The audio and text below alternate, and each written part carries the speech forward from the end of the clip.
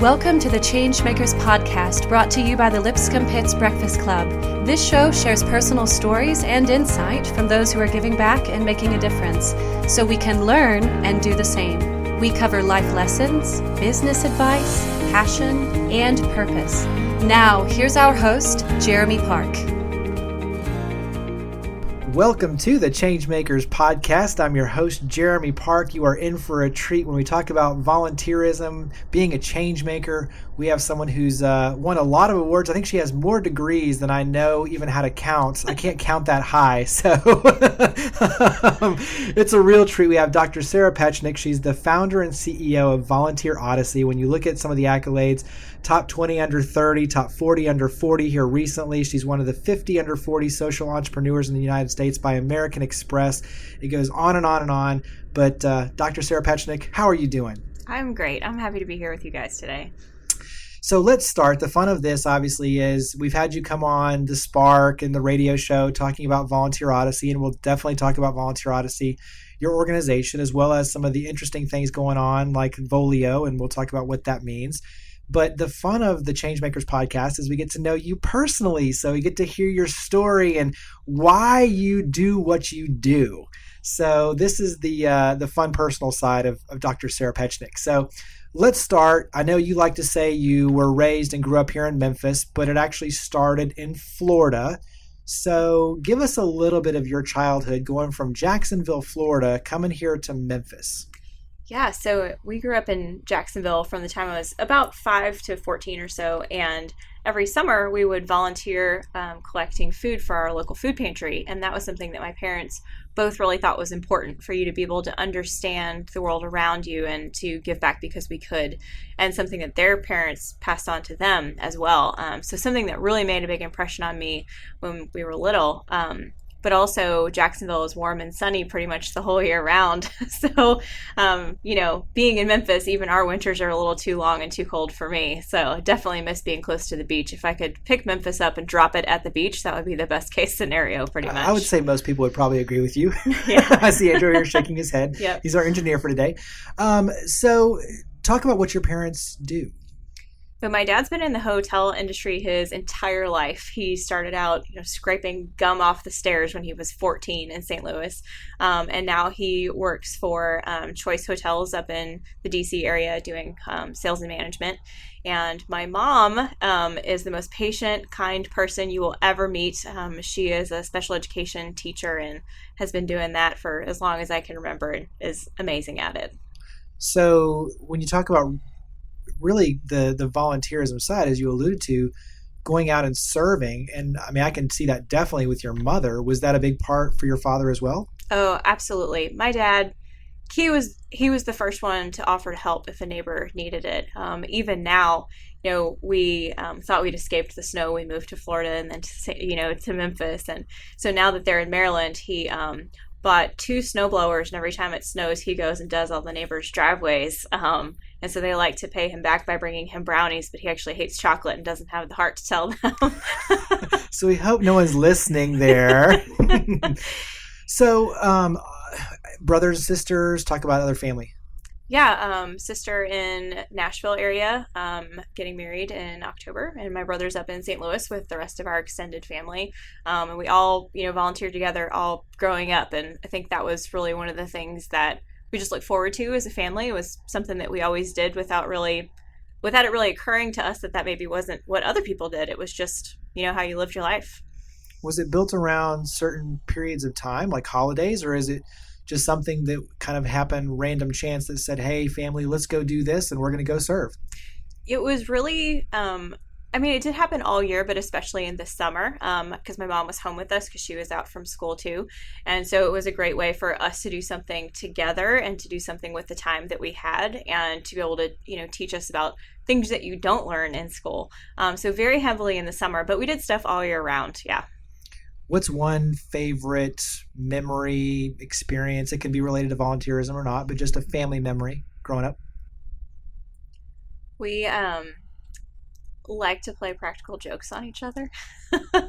And so my dad and I especially, we will wrap Christmas presents in like cement and duct tape and whatever, and you have to get out power tools to get it open. And so every Christmas that has become a tradition for us. Wow. Yeah. Okay. Yeah.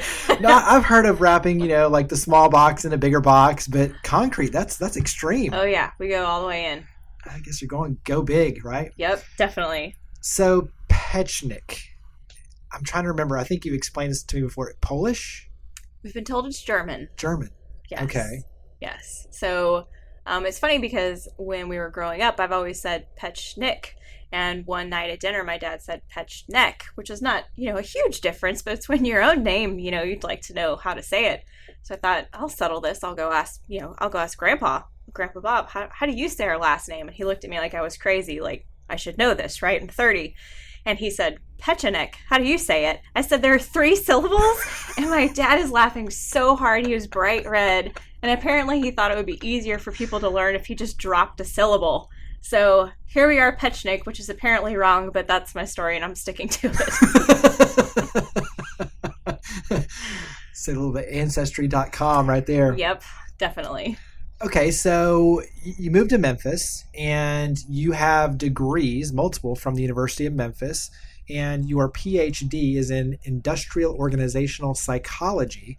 So explain the transition from grade school to then all of a sudden becoming a lady of many degrees.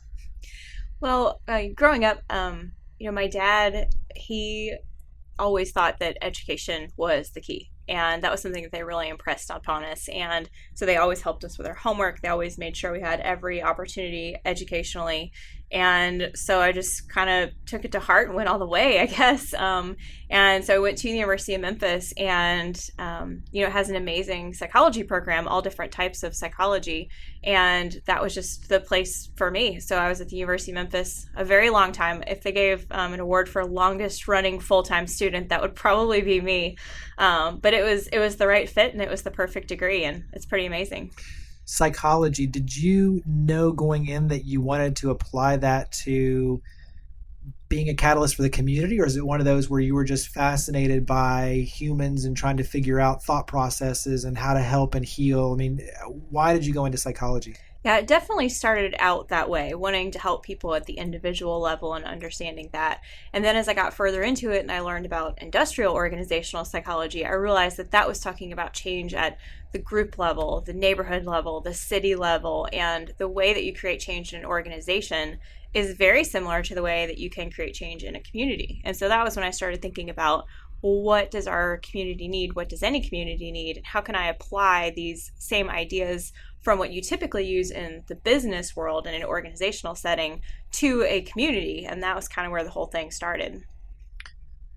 Give me an idea of when you look at your college experience, and we'll tie the PhD into this, but a moment that really stands out that says, this is kind of what started me on this path, or maybe it was a class or a project that really was formative for you to say, this is what I really enjoy doing. This is something that's going to kind of set it in motion for the direction I'm going to go. When I was in graduate school, I worked on a project for the Navy, and it was giving realistic job previews to people who are thinking about becoming sailors in the Navy. And we would do interviews with people who are already in the program so that the people who are thinking about it could see what it was like. And so in the IO psychology world, that's a very common idea, giving these realistic previews. But in the volunteer world, not as much. And so I know we'll talk about this in a bit, but the Volio program that we designed, it's all about giving a realistic preview of that volunteer experience. And that was really, the seed for that was planted years and years ago when I was just starting graduate school. And it's been an amazing, really seamless transition, taking a field of study that doesn't typically apply to the nonprofit world and being able to apply it in that way. It's pretty amazing. So let's start transitioning over to Volunteer Odyssey. I know that in 2012, you did Mission Memphis. You volunteered for 30 days. Shortly, around that same time period, you did Volunteer Bound, where you took basically a 9-city tour and volunteered and started sharing those experiences. talk about, where that idea just came from in terms of, hey, I'm going to volunteer for 30 days and write about it and then take a 9-city trip across the U.S. from basically Portland, Oregon to Jacksonville. So, you covered the full gamut there and volunteer along the way and share about it. So how did that idea come about? So the 30 days, I knew I was going to be leaving my job in Nashville and coming home to Memphis, which I was thrilled about. But it was the first time that I didn't have anything that I was supposed to be working on, because from the time I was 18, I was in school. So I was taking classes. I had a job related to school. I was working on a dissertation, something like that. But after I graduated from school and after I quit that job, I had a completely blank slate. And so a very smart person said, well, why don't you just take 30 days to do anything you want, anything at all? And so my first thought was, okay, I'm going to go to the beach. And I quickly ruled that out, even though I do love the beach, which you know now.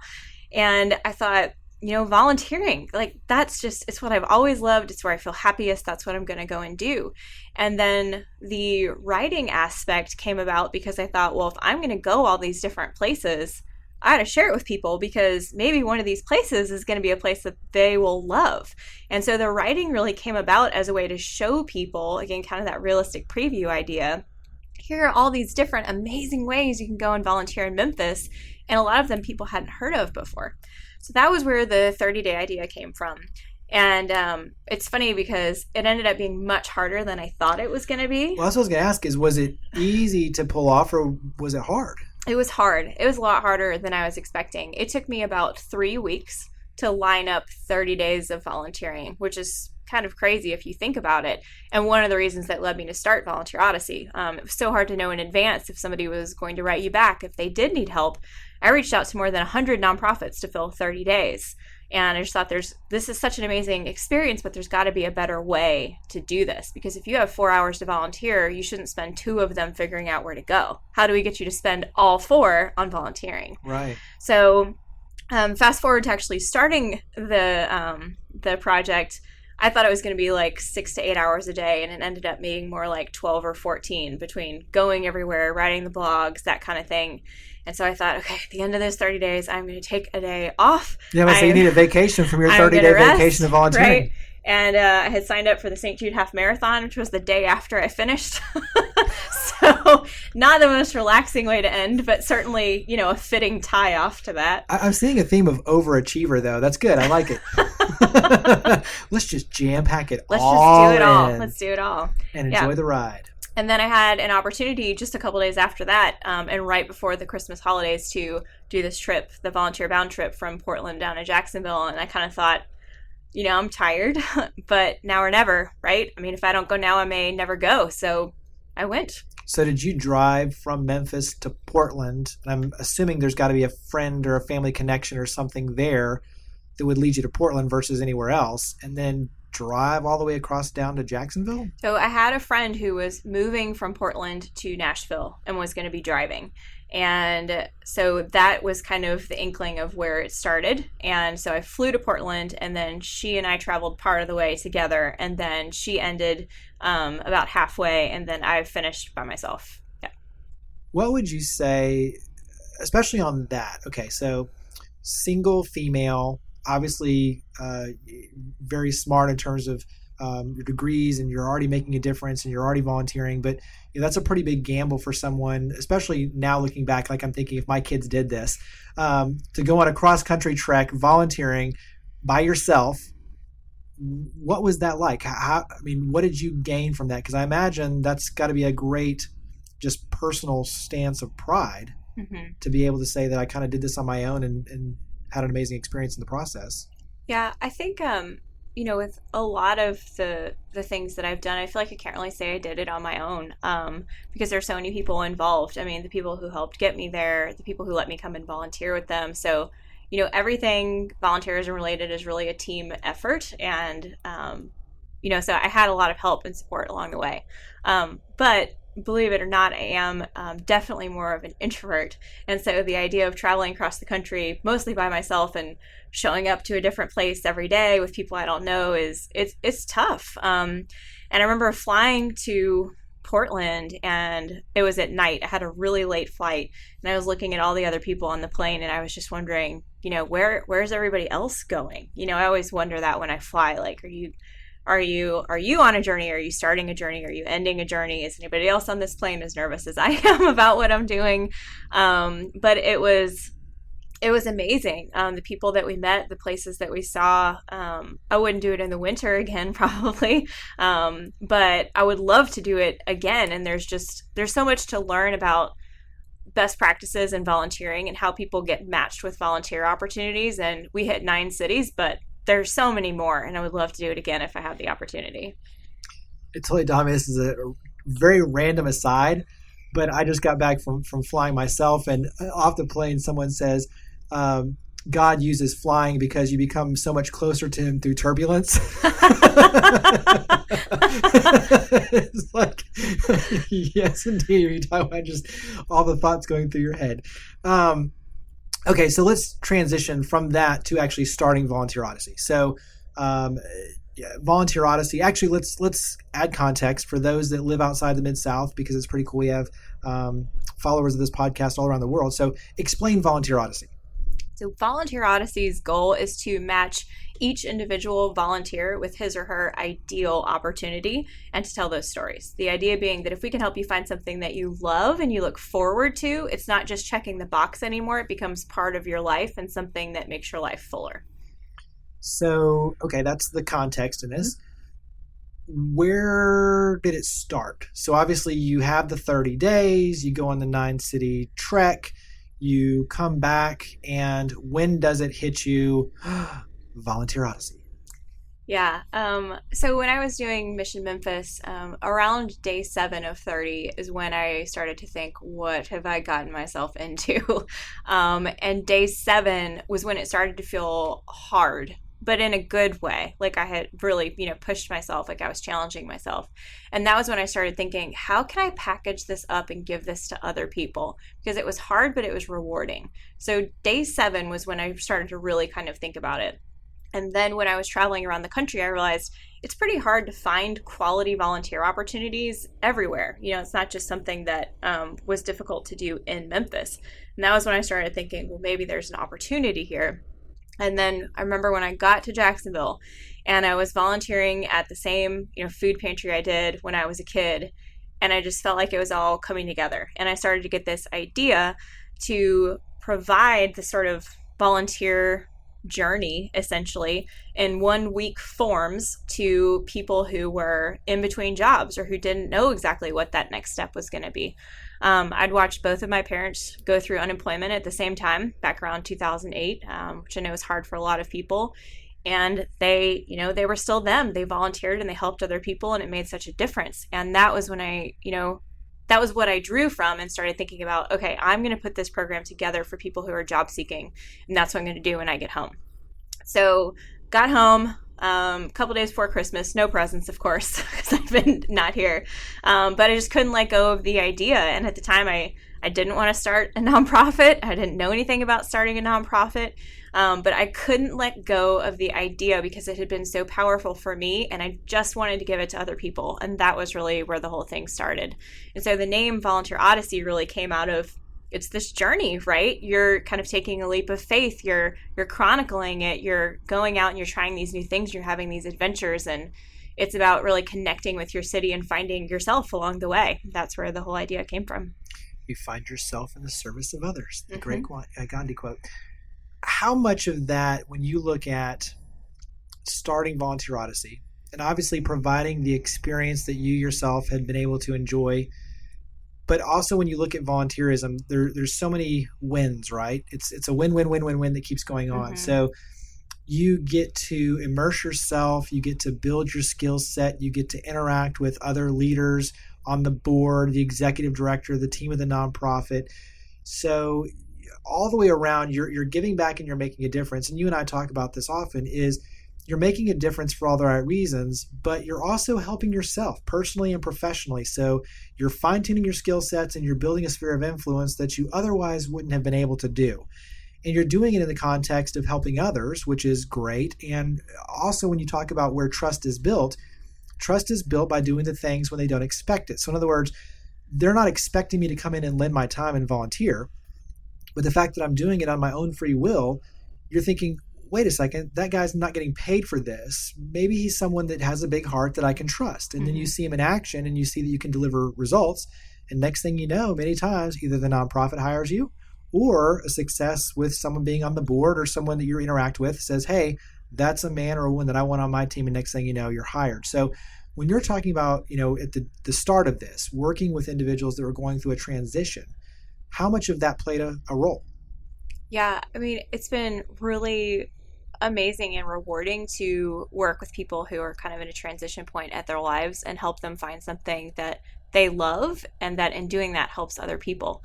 So we have a couple great stories. So Megan, she moved here from Iowa just because Memphis was the place that she wanted to come. And so she went through our job seekers program, and one of the places we sent her was the Carpenter Art Garden.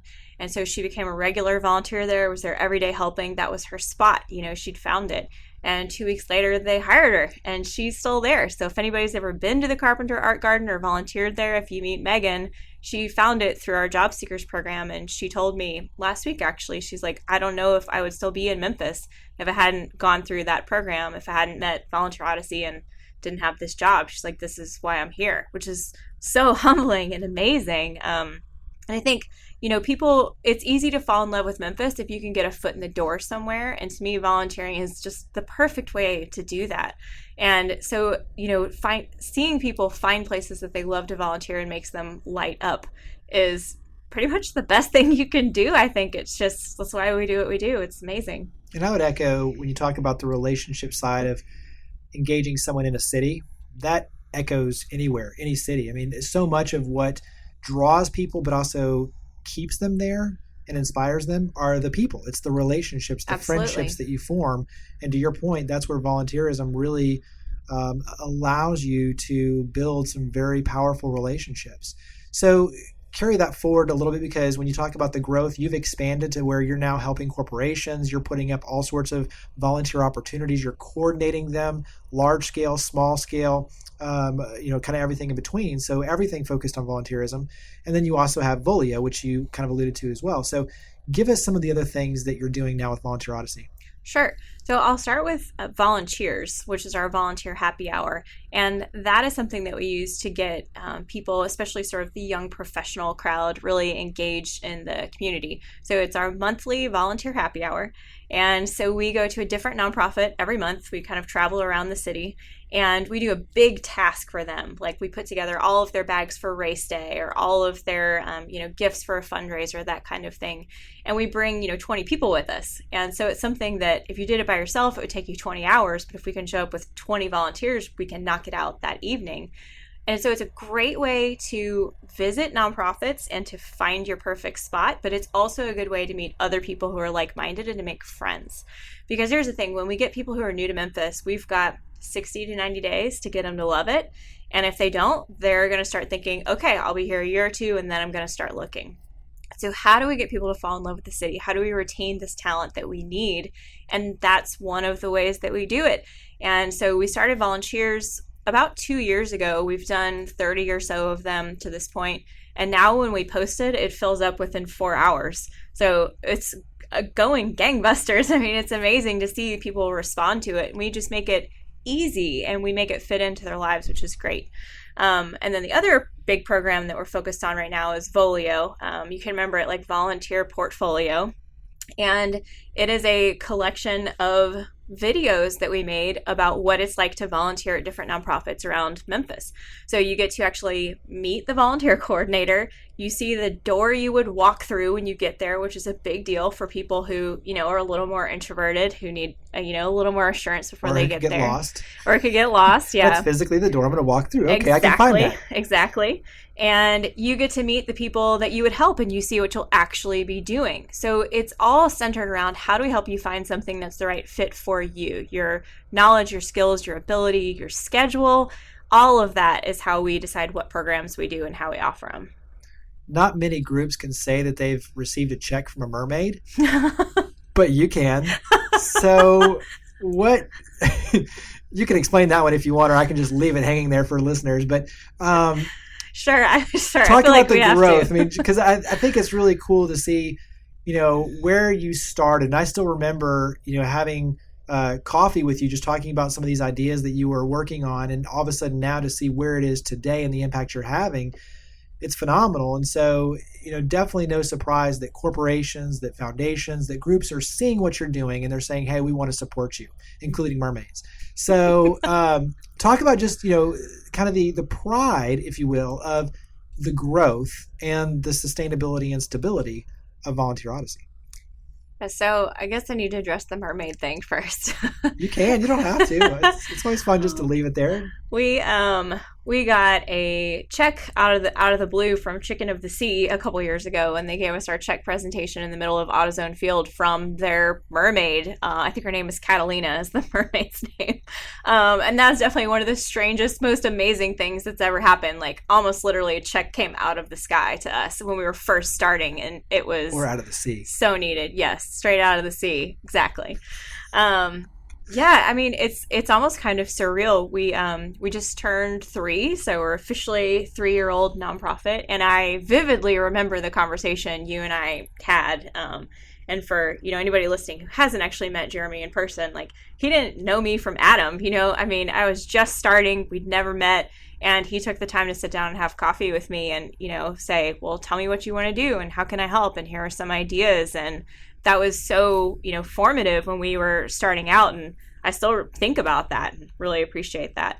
So our growth has been really incredible. And in some ways, it seems like it's been a lot longer than 3 years. And in some ways, it seems like it's been a lot shorter. But we've partnered with more than 40 nonprofits now. We have 5 different programs. And, there's so much for us to do in terms of connecting people with volunteer opportunities. The only place to go is up. There's so much more that we can do. So obviously you're an entrepreneur as part of this. I mean, you yourself, you said you didn't necessarily go in wanting to start a nonprofit, but ultimately what you've created is a machine. I mean, it's a do-good machine. What's been one of the biggest challenges you've had to face? I think one of the biggest challenges is just trying to decide what to do and what not to do. I feel, to me, there's almost this sense of urgency. Like we have all these issues and all these challenges in the city, and we desperately need volunteers. And I feel that. I think about that every day. It weighs on me. And so trying to do things in a way that's sustainable and not just going after every idea that I have and trying to rein it in and focus on what's smart. That's tough just because I think about it all the time and always have ideas. So that's probably the toughest part, is trying to dial it back and focus and not chase everything. So there are a lot of ideas we still have that are sort of on the back burner. And it's been a challenge for me to just say, okay, that's a back burner idea, Right. and stick them there for later. When you look at the trends in philanthropy and corporate philanthropy and volunteerism, nationwide, it tends to hover around 25%. And for certain areas, that's a little bit of a misnomer because many times they don't count PTA hours or volunteering with their sports leagues or things like that. So, or even church service. I mean, there's things that can factor in. But when you look at it, right now, the trends have been going down, sadly, when you talk about volunteerism in America, and especially among white-collar employees. What would you say, especially for other cities that are saying, we've got to do something because we can't, all the money in the world isn't going to fix broken systems if we don't have the right people in place. Exactly. People physically solve problems. We need volunteers. You can't go in and just say, oh, well, here, Timmy, here's $1, go get better grades, right? Like that's ridiculous. It's somebody sitting down with them, helping him with his homework, tutoring him, teaching him how to play basketball, baseball, soccer, tennis, whatever it is. It's the interaction, it's the relationship, it's the love being shared. So it's getting people physically involved so that they can see the change, be the change, and for our nation, lead us in a positive direction, right? Right. So all cities across America are facing this challenge. And as you said, it's keeping you up at night. But what would you offer to other cities, to other people, other groups that maybe try to do something similar to what you're doing here in Memphis, to give them some advice to help increase engagement with volunteers? So 2 big things. One is that we need to match people at the individual level with something that they will love. One of the ways I think we've been going wrong is by focusing too much on big group things, and there is value in group things. I'm not diminishing that at all, and we do group things as well.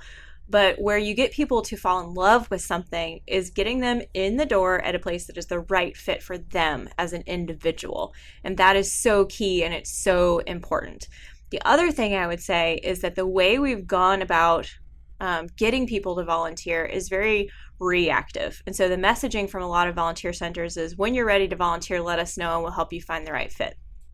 And in order to really move that needle that you're talking about, the volunteerism rate, it's our job to be proactive. We need to go out and say, hey, you, come with me, volunteer, right? Maybe not quite that aggressively because I might scare people off, but we really need to go after people and invite them to come, because most people say that they want to volunteer and that they would go if they were invited, but it's not something that's front of mind. And so until we reach a tipping point where volunteering is the rule rather than the exception, we really have to go out and put it in front of people and invite them to come, as opposed to waiting for them to come to us and say, I'm ready. That's where we really need to make a big shift. Love it. Flip it over to advice for nonprofits, because they're struggling with this big time, whether it's board engagement, volunteer engagement. You're seeing now where they're creating young professional versions, they're creating advisory boards, they have boards that meet only in the mornings, during the weekday, in the evenings, on the weekends. They're trying to find ways to meet people where they are, but it's a big struggle. So what advice would you give for nonprofits on how to increase volunteer engagement? I think one of the biggest challenges to volunteer engagement is the process from the time a volunteer expresses interest to the time the volunteer finishes that first shift. Because what we're seeing is that there's a huge difference in the way that volunteers do what we call onboarding. So just as if you think about an employee at a job, from the time that employee applies to the time they finish day one, there's a lot of things that happen in that time period. So as an example, if you're a volunteer and you reach out, one, you may never hear back from anybody, which has certainly happened. Or you might hear back and they say, okay, download this form, print it out, fax it to us. Okay, that volunteer is probably not coming. So think through that volunteer experience. We do some volunteer mystery shopping. So we'll have people go through the process and evaluate it and give feedback. And most people don't ever go through their own process. So they don't understand how many steps there are and how long it takes to get involved. So that's one of the big ones, is simplifying that process for getting started. And the other one is telling people what to expect on the front end. So, Volio that we were talking about, where you actually meet the volunteer coordinator, see what you would be doing, that helps people know in advance if that's something that they want to do or not. And so if they are willing to do it, then they'll go through, that background check. They'll print out and fax in that form if it's something that they're really, really determined to do. But also, if it's not the right spot for them, they know that on the front end, and then they don't go through that process. And some people think that's a bad thing, but it's a good thing, because you don't want to get that volunteer get in the door day one and they've gone through this whole process and say, oh, this isn't the place for me. You want them to know that on the front end. So helping them fall in love with it early and streamlining that process so they can get straight to work as soon as they can without compromising safety, that's where people really need to focus. One of the other things that you do very, very well, which I actually think is a big part of your success outside of making it easy and turnkey and being very cognitive of the experience side, is the storytelling. So taking pictures, video, sharing it not only with the volunteers, but with the nonprofit, the corporations, all the parties that are involved. And many times you go in, and even recently we were in Jacksonville serving with Samaritan's Feet, washing the kids' feet. Well, the whole team was so immersed in the experience that no one was taking pictures. And I caught myself. I was like, wait a second, we have this same problem. When we do it here in Memphis, I'm going to step back and I'm going to take pictures and get B-roll footage and get interviews of people while they're serving, saying, what are we doing here today? And it's all those things that you don't naturally think about because you get so engrossed in what you're doing. And then all of a sudden it's over and you're like, wait a second, we don't have anything to share that experience. Yep. And we live obviously in such a social media, driven society where it's in everybody's best interest, the nonprofit, you yourself, the corporation, if you're part of a corporate team, to be able to have that recap, that story to share and to inspire others to do it, down the road. Talk about your philosophy and kind of share with us the social side of what you're doing, the storytelling side. So the storytelling is so key because the more stories we can share about what it's like to volunteer, the more front of mind it becomes. The more likely people are to talk about it, the more likely they are to find something that they think that they'll really like. And, stories, videos, pictures bring it to life in a way that nothing else can. And you're right, like sometimes you get so wrapped up in what you're doing that you forget to take pictures, and it's hard to be mad about that, right? Because you were so into it, and that's great. But the stories are really what draw people in and help them feel connected. And that's the reason that we focus so much on those stories. We're able to highlight those nonprofits. We're able to highlight what we're doing. Now, when we send our job seekers out to volunteer, they are supposed to be taking pictures and writing blogs, things like that. And a lot of them at the beginning are either hesitant to take pictures or forget to take pictures because they're so involved, like you were saying. But one of the things that we say is, do it in a respectful way, right? Ask permission, make sure it's okay. But then, explain, like, we're writing a story about what it's like to volunteer here so more people will come and help. And that's really the key thing about storytelling for us, is that a lot of people don't want to do it because they feel like it's bragging. But we need to not think about it as bragging. We need to think about it as recruiting, because we need those volunteers to go and recruit other volunteers. And that's how we're really going to start to make that shift, by inviting other people. And that's exactly what those stories are doing. So what advice, I've got one more question, then we'll flip it over to something we do, kind of a rapid fire set of questions. It's the fun wrap up. It's my favorite part, but oh, no. It's fun.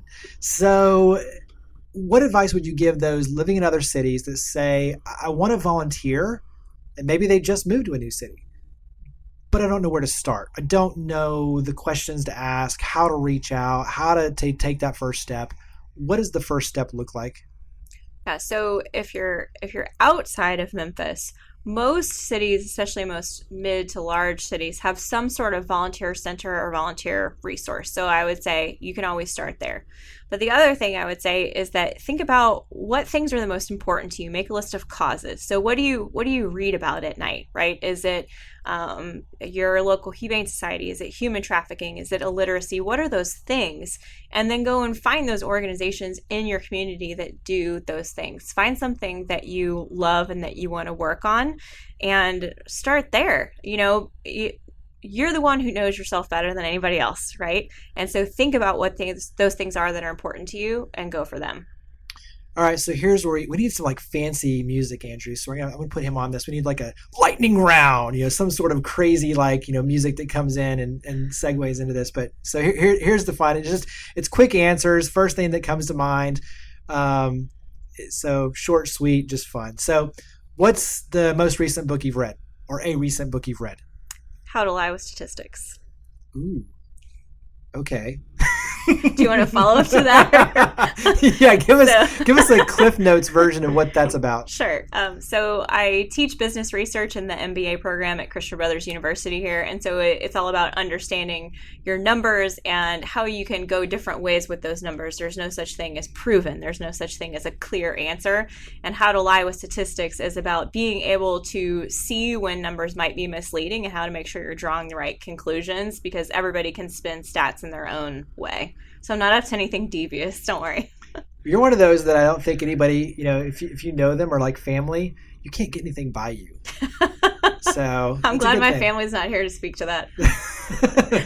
All right. So a recent vacation or trip.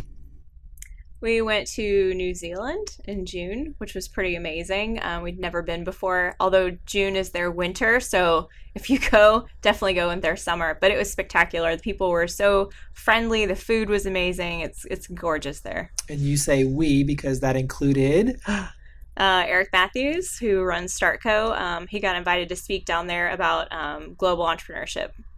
So I've got my own favorite version for you, but one of your favorite speaking engagements. You do a lot of speaking. So what's one of your favorite speaking experiences or engagements? I think my favorite ones actually are when it's something with a small group and it's more conversational. So the big ones are good. They, get us a lot of reach and a lot of exposure, but I'm really more comfortable in smaller groups where I get to ask them, what they like and what's important to them. And we kind of do some volunteer matching along the way. So that's probably where I feel the most comfortable, I would say. Favorite meal? Oh man. That's a tough one. In Memphis, in general, ever? In general. Probably anything on the beach. Okay. Does that count? Yeah, Seafood on the beach. Seafood on the beach. Okay, Yeah. that works. So favorite restaurant then, or a favorite restaurant. I'm sure you have many, but a favorite restaurant here locally. We spend a good bit of time at Bari. Bari's one of our favorite spots, definitely. What's a favorite spot outside of Memphis? Restaurant or just Restaurant. We just went to Restaurant August for the first time down in New Orleans, and that was pretty amazing. So what's another favorite city you like to visit? San Diego, I really love. Probably not surprised. Warm beach city. That's kind of my MO. Beautiful, and love to do trail running there. Food on the beach. There's definitely a theme here, I think. So, favorite music? If you say reggae, I would say anything sort of like live singer-songwriter is really my favorite. That's what I love most. What do you do to relax? I'm still trying to figure that out. If anybody has any suggestions, let me know. I do like to volunteer, although it's getting harder to do that as a way to relax because then I'm always, thinking about what we can do better. I love to ride my bike on the Green Line. I love to cook, love to read. Yeah, those are probably the big ones. So when you're cooking, healthy, not so healthy? It depends. My favorite things are things that are kind of technical, like that you could maybe succeed or fail. But mostly I just like cooking for family and friends and just like feeding people. I think that's something I got from my mom. So do you follow a recipe or no, you just whatever sounds good? Yeah, not normally. Gotcha. Wake up early, go to bed late? Definitely a night owl. When I was a kid, I used to get in trouble for reading under the covers, anything I could get my hands on. And my dad would come in and he'd take my flashlight and I'd wait a couple minutes and I'd get out my other flashlight and he'd come in a few minutes later and he goes, "I invented the backup flashlight. Give it to me." So I used to get in trouble all the time for staying up way too late and reading. A favorite motto or saying? Gosh, there's so many. I think one of my favorites is probably an Anne Frank quote that we use sometimes, which is how wonderful that no one need wait a single moment to start changing the world or improving the world. I just love that idea because we don't need anything. We don't need to do anything. We don't need to have anything. We can just decide to start. We can do it. What an amazing idea, especially from somebody so young. It's incredible. Who is one or who are some of your mentors? Who do you go for advice and inspiration? Yeah, I'm really fortunate. There are a lot of people on that list, so hopefully I don't leave too many people out. Sally Hines, the executive director of MIFA, she has been really great. Natalie Wilson, who works at Shelby Farms, has been phenomenal.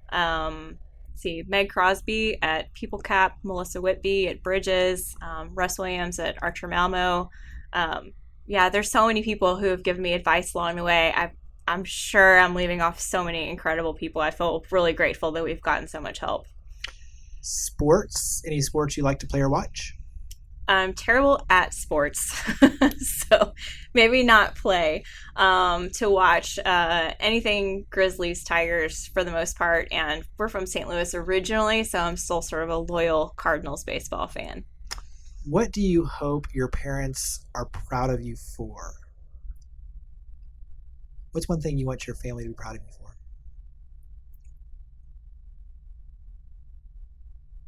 I think just being kind and trying to make a difference, trying to get other people to make a difference. I think that's all they really want. I think they think it's cool. I do big talks and stuff, but at the end of the day, I think as long as I'm, kind to other people, that's all they really want. Very nice. So tell everyone where they can learn more about Volunteer Odyssey, especially for those here in the Mid-South that want to get involved. Where would you send them? So you can start at our website. That's volunteerodyssey.com. With the other big place I'd suggest they check is Volio, which is the virtual volunteer fair we talked about, and that's voliovolunteers.com. And we're also on Facebook and Twitter. So for all of us that have been listening, what's your preference? Sarah Petschonek? What's your preference from here on forward? So I'm sticking with Sarah Petschonek, but I always know people mean me because they say Sarah and just avoid the last name altogether, and that works too. Well, as you can tell, she's absolutely brilliant. She loves what she does. She makes a huge impact. She is a change maker. Sarah Petschonek, thank you very much for coming on the ChangeMakers podcast. Thank you so much for having me. Happy to be here. Thank you for listening to the ChangeMakers podcast. To learn more about our guests and to share your story of leading by example and creating change, visit us online at thelpbc.com. Connect with us online using @thelpbc or follow the conversation using the hashtag ChangeMakers. Now think big, start small, and act now. Be a changemaker.